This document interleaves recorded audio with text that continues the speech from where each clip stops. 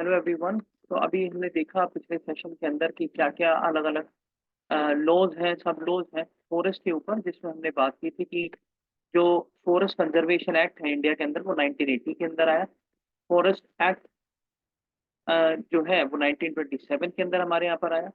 और इसके बाद फॉरेस्ट के ऊपर अलग अलग बाय लॉज सब लॉज आते रहे, जिनमें नेशनल फॉरेस्ट पॉलिसी भी आई जो कि 1988 के अंदर आई। हमने इन ब्रीफ इसके बारे में देखा था कि ये बात करती है कि आपको जो इन सीटू और एक्स सीटू साइट्स हैं, नेशनल पार्क्स और वाइल्ड लाइफ सेंचुरीज जो कि आपकी इन सीटू हैं, और बायोस्फीयर रिजर्व जो कि एक्स सीटू है, उनको स्ट्रेंथन करना है। और उसके लिए कम्युनिटी पार्टिसिपेशन और वुमेन और मास बेस्ड पीपल मूवमेंट की भी आप सहायता ले सकते हैं। नेशनल फॉरेस्ट कमीशन ये कमीशन था जिसने स्टडी किया कि किस तरीके से फॉरेस्ट का स्पेशली डिस्ट्रीब्यूशन इंडिया के अंदर है, कितनी स्पीशीज उसके अंदर रहती हैं, कौन सी एंडेजर्ड है, कौन सी नहीं है, क्या फॉरेस्ट को बचाने के लिए कदम उठाने चाहिए। चाहे हम बात करते हैं अरावली से लेकर के, जो कि आपकी दिल्ली यूनिवर्सिटी के नॉर्थ कैंपस में दिल्ली रिज के नाम पर खत्म होती है, वहां से लेकर के और आपकी गुजरात तक जो अरावली हिल्स, वहां तक भी जो फॉरेस्ट है उनको किस तरीके से कंजर्वेशन हो। और वेस्टर्न घाट से लेकर के आपके नॉर्थ ईस्ट और हिमालयन सब ट्रॉपिकल सब टेम्परेट जो फॉरेस्ट है, पूरा किस तरीके से उसको कंजर्व किया जाए, क्या क्या उनमें हजार्ड है, फॉरेस्ट फायर अगर होती है तो किस तरीके से रोकी जाए। इन सारी चीजों के बारे में इस कमीशन ने बात की, जिसको सुप्रीम कोर्ट के जज जस्टिस बी एन करपाल जिन्हें हेड किया था। और इन्होंने बताया कि लॉन्ग टर्म बेटरमेंट करने के लिए हमें कानून बनाने की जरूरत है। जो वहां पर कम्युनिटीज रहती है अंदर, उनको सेफगार्ड कीजिए, उनके राइट्स जो कि एक एक्ट के द्वारा भी प्रावधान है, फॉरेस्ट ड्वेलर राइट एक्ट। और नेशनल इकोलॉजिक नेशनल कमिटमेंट बना दीजिए इकोलॉजिकल सिक्योरिटी, जो कि बनाई भी गई नेशनल फॉरेस्ट पॉलिसी ऑफ 1988 के अंदर। तो हम बोल सकते हैं कि अगर क्रोनोलॉजी की बात करें तो चेयरमैन जो जस्टिस बी एन कृपाल का कमीशन है वो पहले आया, और उसी के रिकमेंडेशन के बिहाफ पर हम देखते हैं नेशनल फॉरेस्ट पॉलिसी 1988 है। आज हम बात करते हैं ग्रासलैंड के बारे में। तो ग्रासलैंड्स हमने देखा है ग्रेजिंग लैंड्स होते हैं, जहाँ पर बहुत सारी जो ट्रांस ह्यूमन्स कम्युनिटीज होती है उन वो अपने लिवलीहुड के लिए डिपेंड रहती है। हमारे जो वाइल्ड लाइफ फ्लोरा फौना है उनके लिए भी फोडर का रूप ग्रासलैंड काम करते हैं। तो क्या क्या ग्रासलैंड पूरे वर्ल्ड में है फेमस, उनके बारे में देखते हैं। प्रेरीज नॉर्थ अमेरिका के अंदर है, स्टेपीज रशिया के अंदर, और आपका मंगोलिया रीजन नॉर्थ चाइना, वहां पर आपको स्टेपीज देखने को मिलती है। सवाना की अगर बात करें तो ट्रॉपिकल रीजन्स में आपको मिलती है, और बेल्ट भी आपको वहीं पर ट्रॉपिकल रीजन्स में मिलती है जहाँ पर गर्मी ज्यादा होती है। तो अफ्रीका सब सहारन रीजन, यहाँ पर आपको सवाना बेल्ट मिलता है। पंपास की अगर बात करें तो we have three names, Pampas, Llanos and Cerrados. ये आपको साउथ अमेरिका के अंदर पेरू, ब्राजील, चिली, अर्जेंटीना, यहाँ पर आपको देखने को मिलते हैं। अगर हम बात करें कैरेक्टरिस्टिक्स क्या है ग्रासलैंड, तो ग्रासलैंड आपके ट्रॉपिकल रीजन्स में भी हो सकते हैं, टेम्परेट रीजन्स के अंदर भी होते हैं। टेम्परेट के अंदर इनको बोला जाता है स्टेपीज या प्रेरीज, और ट्रॉपिकल के अंदर इनको बोला जाता है सवाना या पाम्पास या और रेंजलैंड जो कि ऑस्ट्रेलिया के अंदर। तो ड्राई टेम्परेट रीजन्स जो है कॉन्टिनेंट की, वहां पर हमको मिलते हैं, जैसे कि अंटार्कटिका की अगर आप बात करते हैं तो वहां पर भी आपको ग्रासलैंड देखने को मिलते हैं। रेनफॉल ज्यादा नहीं होती है, एक मॉडरेट लेवल पर रेनफॉल होती है, जिसकी वजह से फॉरेस्ट भी नहीं बन पाता है, लेकिन ग्रासेस के लिए जितनी जो सॉइल जो वाटर डिमांड है वो पूरी हो जाती है। अगर हम बात करें ग्रासलैंड्स की, तो यहाँ पर जो सोइल होती है वो ऑर्गेनिक मैटर में रिच होती है। ऐसा क्यों होता है? क्योंकि जो ग्रासेस होती हैं वो विंटर के अंदर उनकी डेथ हो जाती है और डिकेडेशन उनका होता है। आपको डेट्रीटोरस जो डेट्रीवोरस होते हैं वो आपको ग्रासलैंड्स के अंदर भी मिलते हैं। कॉमन एनिमल्स की अगर बात करें, जिनको फोना के नाम से जाना जाता है, जो साइंटिफिक नेम होता है पाइसन, बॉन्स, फिर आपको डॉग्स मिलते हैं, स्नेक्स मिलते हैं, अलग अलग तरीके के रैटल स्नेक्स मिलते हैं, बर्ड्स मिलते हैं। स्पेशल फीचर्स क्या होते हैं ग्रासेस के? तो ग्रासेस के ऊपर ग्रेजिंग करते हैं एनिमल्स, लिवलीहुड उनकी चलती है। और अगर हम बात करें तो ग्रासेस को अगर ग्रेजिंग एनिमल्स कंज्यूम भी करते हैं, उसके बाद भी वो ऑटोमेटिकली कुछ ही दिनों बाद दोबारा से उग जाती है। ऐसा क्यों होता है? हमने देखा भी था प्रीवियस लेक्चर्स के अंदर, जब हम साइंस कवर कर रहे थे तो उसमें कॉन्सेप्ट आया था रूट्स। तो उसमें हमने देखा था तीन तरीके की रूट्स होती है, एक होती है वर्टिकल, एक होती है जिसकी वर्टिकल होती है और फिर जाके वो शेड्स के अंदर टूटती है, और एक होती है आपकी जो रूट्स होती है जिसकी बहुत सारी ब्रांचेज निकल जाती हैं। अगर हम बात करें पोटैटो, तो potato is an example of that branched roots. इसके अलावा अगर हम बात करें तो उस रूट का नाम क्या होता है, तो उसका रूट का नाम होता है एडवेंशियस रूट। यानी एडवेंशियस, बहुत सारी उसके अंदर जड़ें निकल जाती हैं, जिसकी वजह से आप देखते हैं कि ग्रासेस जो है उनके न्यूट्रिएंट सप्लाई जो कि जाइलम के थ्रू होते हैं वो कॉन्टिन्यूस लेवल पर होते रहते हैं। ठीक कॉन्टिन्यूस अंडरग्राउंड मैट होता है, जिसकी वजह से वाटर और न्यूट्रिएंट नीड्स इनकी पूरी होती रहती है। पोलिनेशन की इन्हें जरूरत नहीं होती है इंसेक्ट्स में, जो हम बोल सकते हैं विंड होती है वो इनका पोलिनेशन कर देती है, और स्मॉल मोडेस्ट फ्लावर्स से भी इनका हो जाता है। अगर हम बात करें 90% अमेरिका के अंदर मिलने वाली टोल ग्रास जो है, जो प्रेरीज के अंदर आती है, वो एग्रीकल्चर लैंड में कन्वर्ट हो चुकी है, ऐसा माना जा रहा है। अगर दो मेन ग्रासलैंड्स का कैरेक्टराइजेशन किया जाए तो उनकी क्लाइमेट के ब्याह पर होता है, बायोम के ब्याह पर होता है। पहला होता है टेम्परेट, जो कि ठंडे इलाकों के अंदर मिलता है, गर्मी होती है, विंटर भी होती है, लेकिन रेनफॉल कम होती है।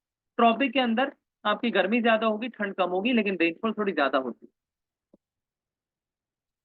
यहाँ पर आप विद दिस इमेज देख भी सकते हैं कि किस तरीके से डिस्ट्रीब्यूशन नेचर ने किया हुआ है। कैंपोस, लाओनोस, पैम्पाज आपको साउथ अमेरिका के अंदर मिलते हैं।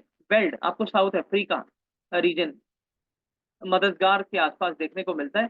और जो सवाना है वो आपको सहारन, सब सहारन रीजन यहाँ पर देखने को मिलती है। और डाउन्स जो कि आपको ऑस्ट्रेलिया के अंदर देखने को मिलते हैं। प्रेरीज नॉर्थ अमेरिका और रशिया के अंदर हमने देखा ही है कि आपको ये वाले ग्रासलैंड मिलते हैं। होना के बारे में हम बात कर चुके हैं। तो अब मेजर इकोनॉमिक एक्टिविटीज अगर ग्रासलैंड रीजन से रिलेट करके देखें, तो जैसे प्रेरीज की हमने बात करी नॉर्थ अमेरिका, तो वहां पर बीट ग्रेनरीज है।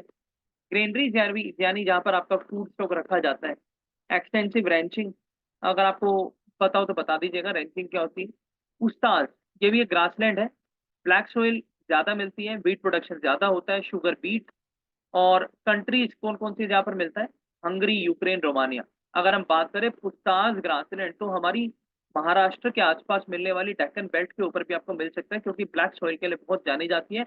और कॉटन का सबसे ज्यादा प्रोडक्शन आई थिंक महाराष्ट्र से ही होता है, क्योंकि ब्लैक सॉइल अबंडेंट पाई जाती है।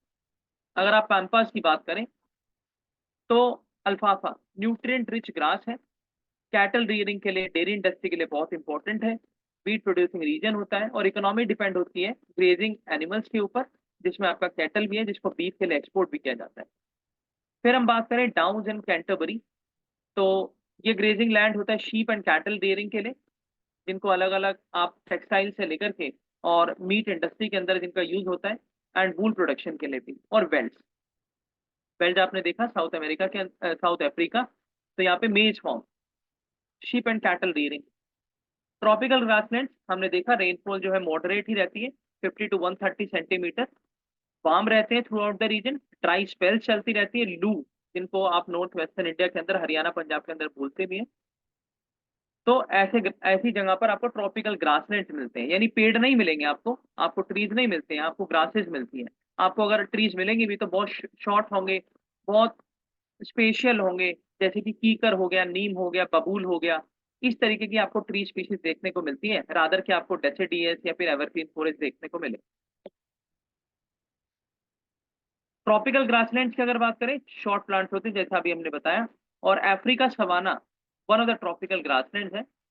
किन किन चीजों का ये होमलैंड होते हैं, हैबिटेट किन का होते हैं, तो जैसे कि आपकी एलिफेंट स्पीशीज, जिराफ्स है, लायंस है, चीताज है, जेब्राज है, अदर स्पेक्टेकुलर स्पीशीज है।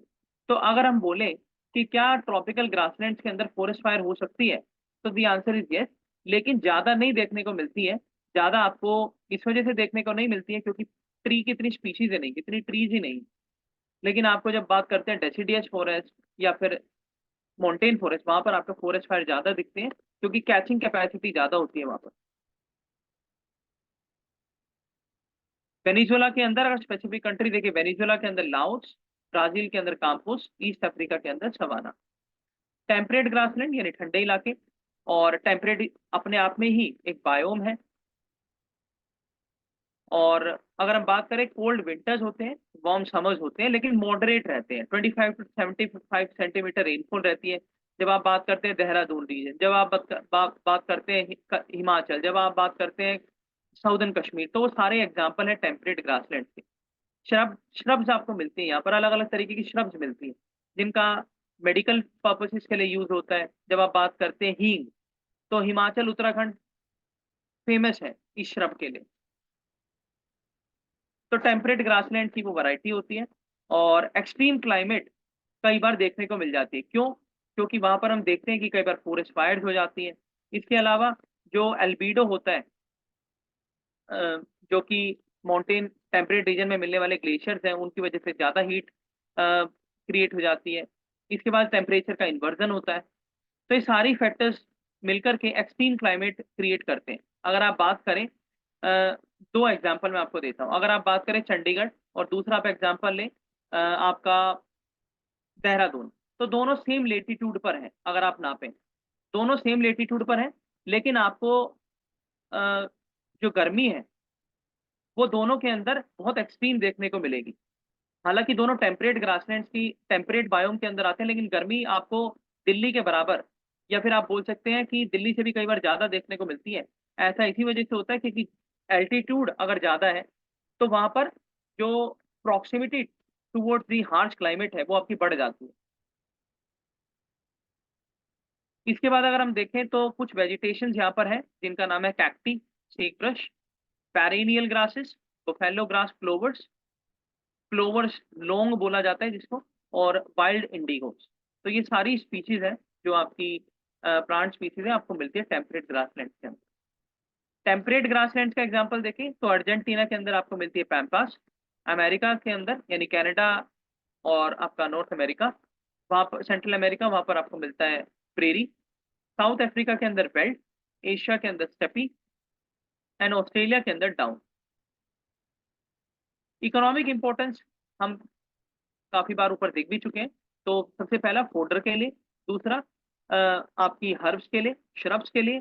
इसके अलावा ग्रासलैंड जो है वहाँ पर बहुत सारी कंट्रीज के अंदर क्रॉप प्रोडक्शन भी होता है, जिसमें बीट भी है, कॉर्न भी है, राइस भी है। और अगर हम बात करें इंडिया के अंदर, तो बैम्बू जो पहले आई थिंक ट्री स्पीसीज था, अभी वो ग्रासेस के अंदर ही आता है, जो कि सबसे ज्यादा कल्टीवेशन उसकी आपके माउंटेन रीजन में, और हम बात करें तो असम के अंदर सबसे ज्यादा होती है। शेफर्ड्स के लिए हैबिटेट होता है, उनकी लिवलीहुड वहां पर डिपेंड होती है, डोमेस्टिक एनिमल्स के लिए, ग्रेजिंग के लिए। और रिक्रिएशनल फैसिलिटीज ग्रासलैंड के अंदर आप देखिए, टेम्परेट ग्रासलैंड के अंदर आपका जो कमर्शियल इंडस्ट्रीज हैं, चाहे वो टूरिज्म हो, होटल्स हो, रेस्टोरेंट्स हो, वो डेवलप होते हैं। वाटर एब्जॉर्प्शन की अगर बात की जाए तो एफिशिएंट होता है, ज्यादा वाटर एब्जॉर्ब कर पाते हैं, इन्फिल्ट्रेशन ज्यादा होता है, इरोजन कम होता है। आपको लिजर्ड जैसी स्पीशीज भी देखने को मिलती हैं। और बर्ड्स के लिए prey, frogs, toads, carnivorous animals आपको देखने को मिलते हैं, थॉर्नी बुशेस। तो ये हम कवर करते हैं। अगर फ्लोरा फोना की बात करें तो ग्रासेस डोमिनेंट प्लांट्स होती हैं यहाँ पर, ड्रॉट रेजिस्टेंस होती है, थॉर्नी ट्री, वैक्सी लीव्स होंगे, ट्रांसपिरेशन कम होगा, मॉड्यूलेशन होगा इनकी लीव्स के अंदर, और जो स्टेम्स है वहां से भी ये ट्रांसपिरेशन करती हैं। कुछ रीजन्स के अंदर जो ग्रासलैंड्स होते हैं उनकी वैरायटीज होती है हर्बेशियन प्लांट की, जिसमें सेजिस है, लेग्यूम्स हैं, और sunflower. Rat, mice, rodent, deer, elephant, dogs, buffalo, tiger, lion and ferrets, ये कुछ कॉमन मैमल्स होते हैं ग्रासलैंड के अंदर। और जब हम बात करते हैं एलिफेंट की, तो इनके अंदर सबसे ज्यादा जेस्टेशनल पीरियड वाली जो हमारा फोना है वो एलिफेंट है। अराउंड 28 मंथ्स का इनका जेस्टेशन पीरियड होता है। अगर हम बात करें एलिफेंट की टेक्सोनॉमी की, तो द मोस्ट इंटेलिजेंट एनिमल अगर अर्थ पे मिलता है तो वो एलिफेंट होता है। अगर सबसे ज्यादा हीट एक बार कान हिलाने से कोई रिलीज कर सकता है तो वो एलिफेंट होता है। और कहीं ना कहीं एक इंडिकेटर स्पीशीज होता है grassland eco. So thank you so much in this session. We are covering till here. Stay tuned with